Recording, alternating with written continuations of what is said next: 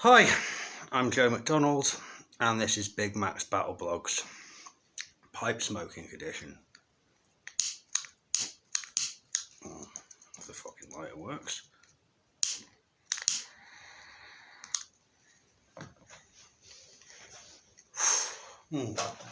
And for those who are interested, this evening I'm smoking some Jubileums, small batch, 4th generation pipe tobacco.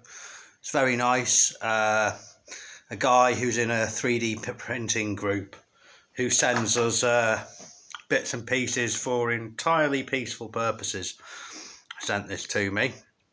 So yeah, well, for the last 2 hours, it seems to have stopped now.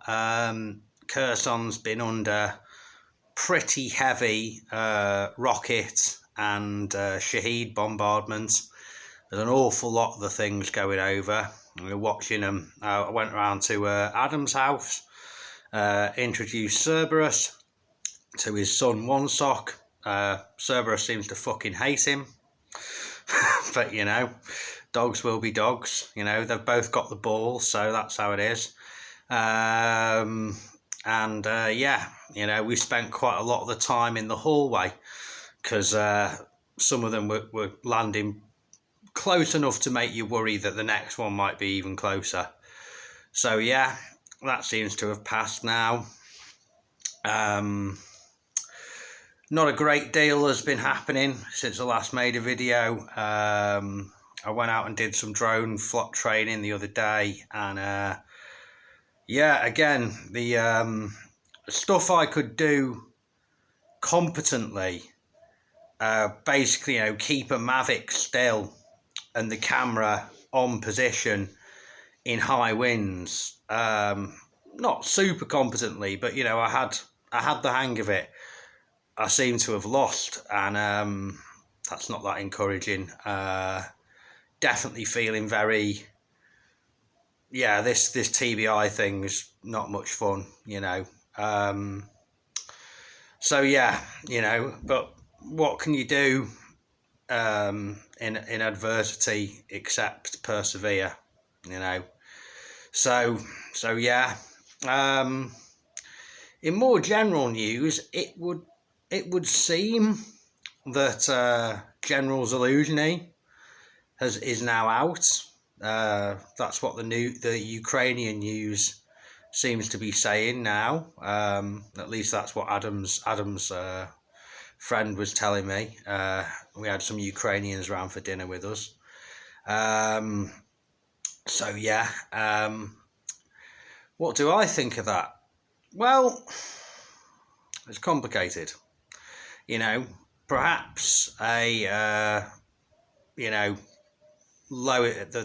my rank is intelligence officer, but basically it means soldier. That's just what they call drone operators and people who do reconnaissance of any sort. So yeah, but should I be commenting on this? Maybe not. I don't know. No one's ever actually shown me a copy of the regulations, so I'm going to. So what do I think about them getting rid of General Zaluzny?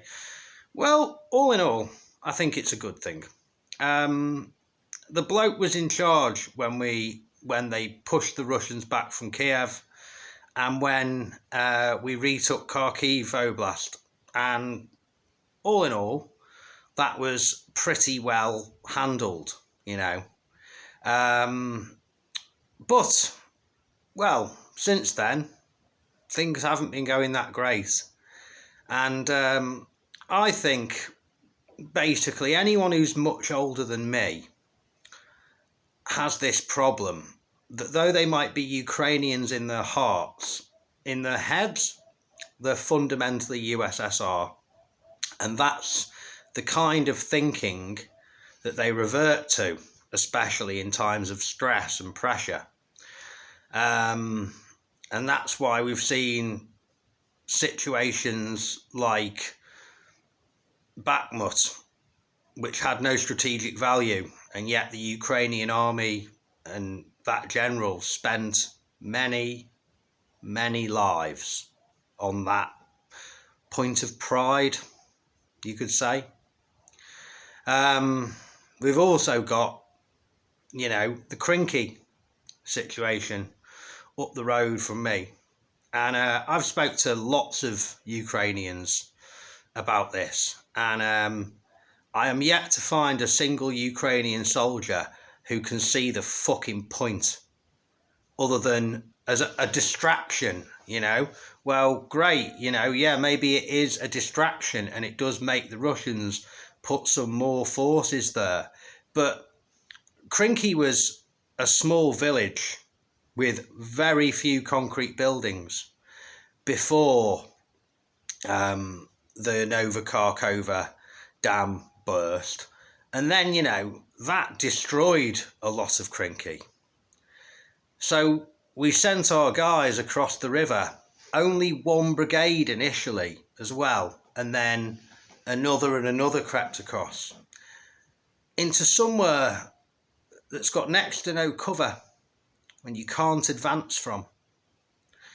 And, I don't see the point, Obviously I'm not a general or I'm not even an officer, but I'm also not fucking thick.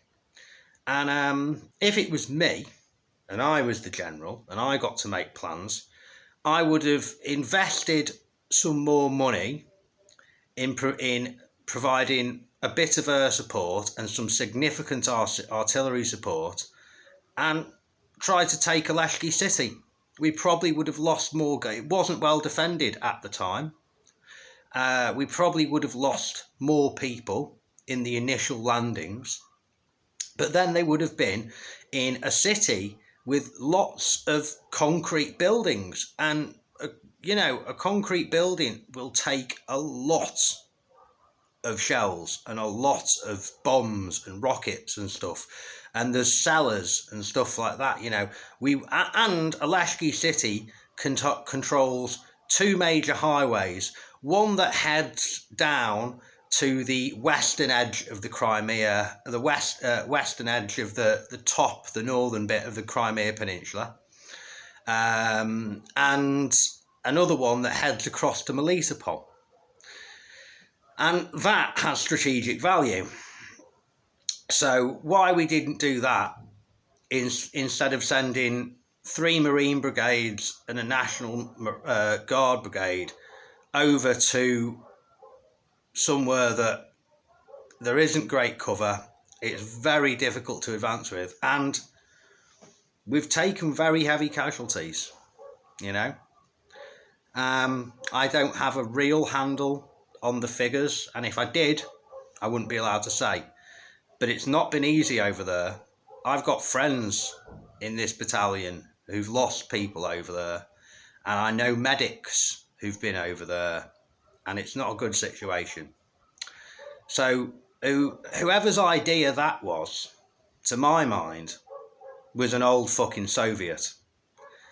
And the quicker that Zelensky gets these bastards out the army and replaces them with younger, brighter, more modern thinking Ukrainians, and they reform the paperwork system so we haven't got so many officers wasting their time doing endless stacks of bullshit USSR fucking paperwork, the sooner we'll win this war. Or at least, have less of a stalemate, or less chance of actually losing the fucking thing, which we still could. So all in all, I think it's a good thing Zaluzny's gone. I'm a much more of a Kirillo Budanov fan myself. So but that's just one soldier's perspective.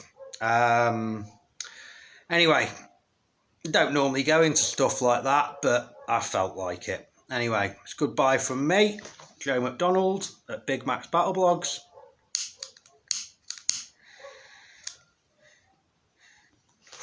And as always, to our Russian and Vatnik listeners, Idi Nahoy Zalupa.